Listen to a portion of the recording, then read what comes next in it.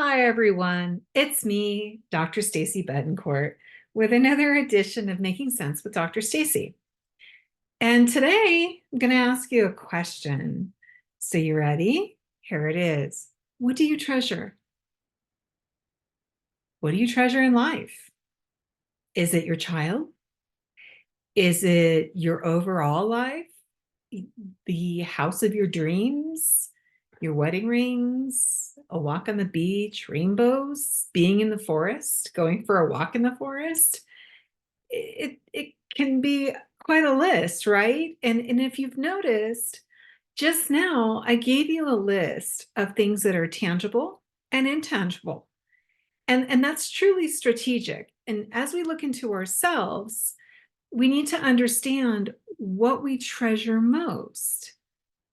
And is it wrong to treasure things that can be bought? And my answer to that is no. The thing is that it's more important to understand in our life, it has much to do with our values and what we are trying to achieve in life. So, there are so many ways to look at this. And when we analyze what we treasure, we get an understanding of those things. What is it about those things that we need to have around us? And for example, I think about a time many, many years ago. We live in an area where forest fires are not an if, but a when. And there was an arson fire that occurred. And with high winds, we were given 1 hour to get out. So you begin to immediately think, we didn't know that we had an hour when we were given the word by helicopter, you get packed, get out. And you began to think, what is it that you value? Is it, the things that obviously our pets were our key number one thing. And once they were secure and safe in the car, it became an idea of, okay, what can we replace? What can't we replace? You think about the things in your life that have meaning and things that don't have meaning. And you go into an automatic zone. And I'm sure people who have been in that same unfortunate situation, you go deep inside an automatic. You begin to work very much like a robot. You're taking exactly what can't be replaced. And ironically, I didn't take my wedding dress, which was, most people say, oh, you got to take your wedding dress. I didn't. I didn't need the dress to represent what I had in my life. And the things that I took were things that really couldn't be replaced, that actually had a very deep seated feeling. So, we were one of the lucky ones, and our home was not touched. And luckily, we didn't lose our belongings.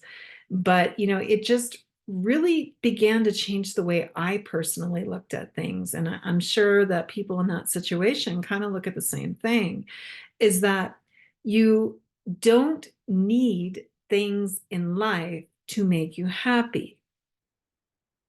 Okay. Do things that you acquire bring you happiness? Well, sure. Do I enjoy my wedding rings? Absolutely. Could I live without them? Yes, I could, because it's like the wedding dress. It's not the dress or the rings that makes the marriage, it's the stuff that goes into it. It's not having the shiny car, but it helps you to get from point A to point B. But I can go with other ways of transit, right? I mean, I was a bus rider for years. The thing is that what we truly treasure and what is really important, it draws me to that old saying, is that tomorrow is not promised. And I don't suggest that you start dumping your tangible belongings. But what I'm saying is that you should understand what these things do and why you treasure them. What is it about these things that you treasure? And the things or the experiences that makes you who you are is what's important. That's the special part. So through realization and understanding, you can decide and you can include the practice or the item as a tool in having your treasures. You'll realize that, you know, your sense of self should be stronger. And if you need a tangible item, then, I mean, there to a point, there's not anything wrong as long as you don't need a lot of tangible items to bring you happiness. And that's where I'm kind of getting with this is that if you are someone that has to have a lot of tangible things in your life to bring you happiness, then maybe we need to talk or you need to seek help from someone who you can talk to in order to understand why you need a lot of stuff.